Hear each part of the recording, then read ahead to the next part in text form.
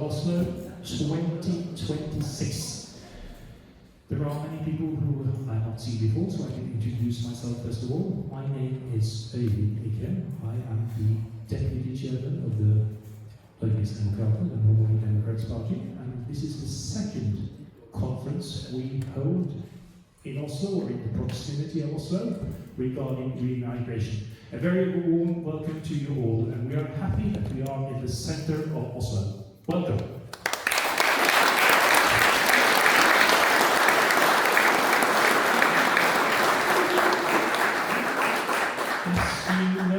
From reading our program, we have a distinguished list of speakers, and you will hear from them shortly. You're not come here to hear my pontification, but listen to the interesting speakers. But I will say a few words of introduction. The Norgesdemokratene introduced remigration as a concept into Norwegian political discourse last year, and this has had ramifications in our society. All the established parties in Parliament rushed in order to say that we were on the wrong track. But an unintended consequence of that was that remigration now is a concept known to a large part of the Norwegian population. This is what we want. We want to make this politically legitimate and acceptable, and work through the normal channels of political life in Norway in order to implement a new direction. And this is not only a political problem in Norway, it is a pan-European problem. All the nations, all the independent sovereign nations of Europe are facing problems with remigration, and it is seen as a solution to the tsunami of problems following in the wake of mass migration, which has affected our societies so strongly in recent decades. This is the key question which unifies all the speakers who will say something today. In addition to our speakers who are in attendance, there will also be some pre-recorded messages. So we will try to alternate between speakers who are here and speakers who have sent us pre-recorded messages. If there are any practical issues, please come to me and speak to me, for example, in the first break, and then we can fix this. I hope the sound is okay. Are you able to listen well at the back? Yes, perfect. And then I think that we'll go on to the speakers, and we'll play the introduction video when we fix the technical issues. So, without further ado, we'll proceed in the program. And there is a set of stairs on that side of the planet, of the rostrum, so we can come up here. And our first speaker is Anders Bergström, who is a board member of the Alternativ for Sweden party, who is visiting us now this year. Thank you very much for doing so. So you can come up and take your place and give your speech to us. Thank you.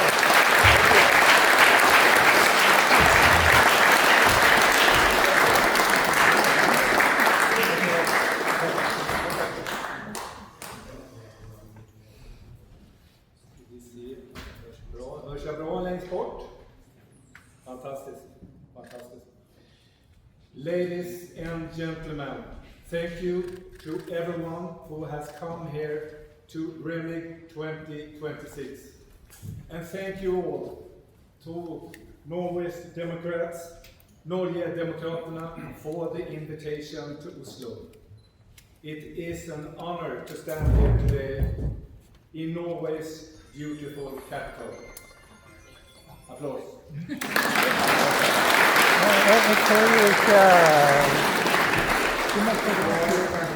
Good energy. My name is Anders Bergström, and I am a district leader in Stockholm of Alternativ för Sverige, Alternativ for Sweden, AFS. I have worked as a police officer for 35 years, mainly focusing on serious and organized crime. During my career, I have served in several special units, including the task force. As a police officer, I have seen firsthand the consequences of extensive immigration to Sweden. Problems that many previously thought were unthinkable have become part of everyday life.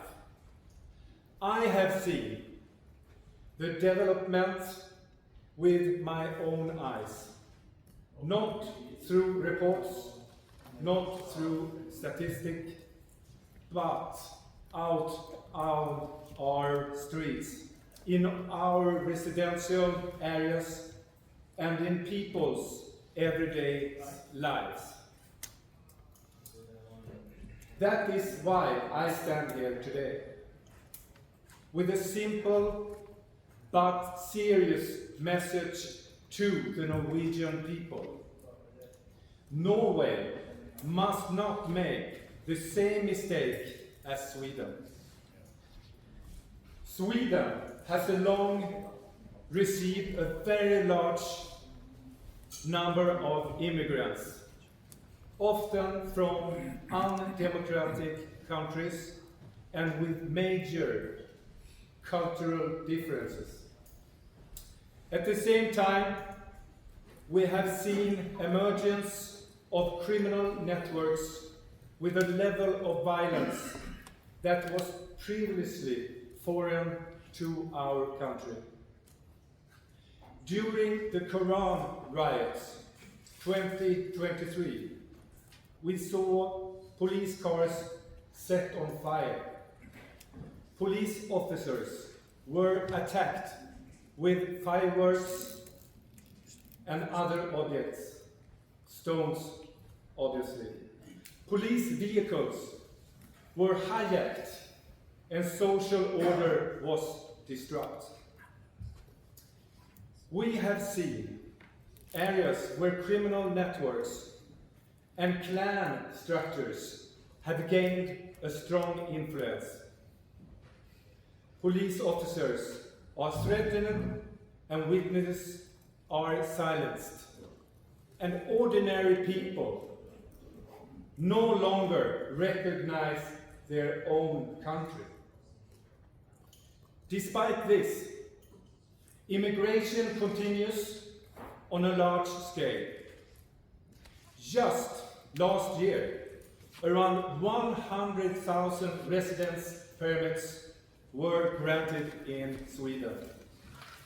This is equivalent to the population of a medium size of a Swedish city. Do you understand that? It's crazy. At the same time, foreign citizens are greatly overrepresented among those sentences to prison. And now our prisons are overcrowded. If you pursue the same policies that Sweden has done for decades, you also risk having similar consequences. The problem are already visible in parts of Oslo. If the development continues, they will spread to more parts of the country. Many in Sweden believed that the extensive immigration would create a better society. That is not the case. But Norway has an advantage that Sweden didn't have. You can already see the results of the neighboring Sweden country today. You don't have to guess, you have the results. Therefore, I believe that is a responsibility of politicians to learn from Swedish experience. before the problem grew even bigger. At the same time, there is hope. There is hope.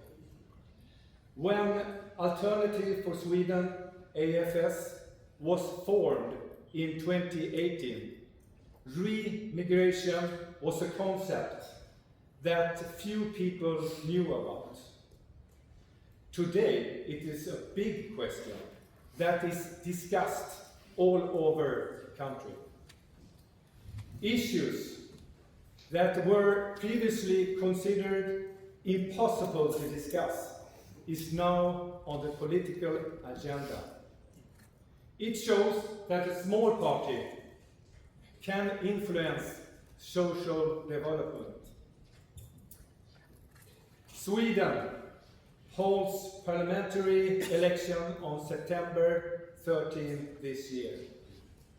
We will continue to fight for our ideas and for the Sweden we want to leave to the next generation. At last, I would like to say this.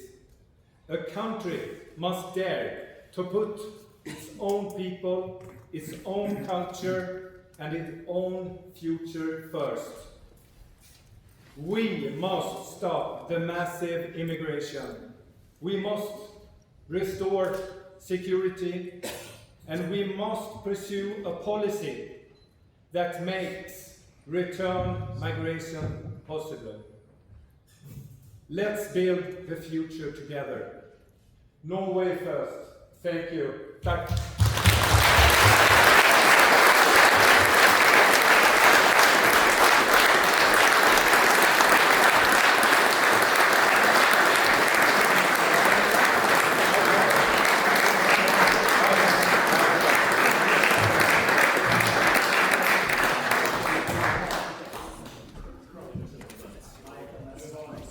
We are still having some video problems, so we go on to our next speaker who is present, and that is our English speaker, John Laughlin, who is a university professor and a columnist, author of books, and who has a very distinguished and interesting background. Maybe you will say a few words about that yourself.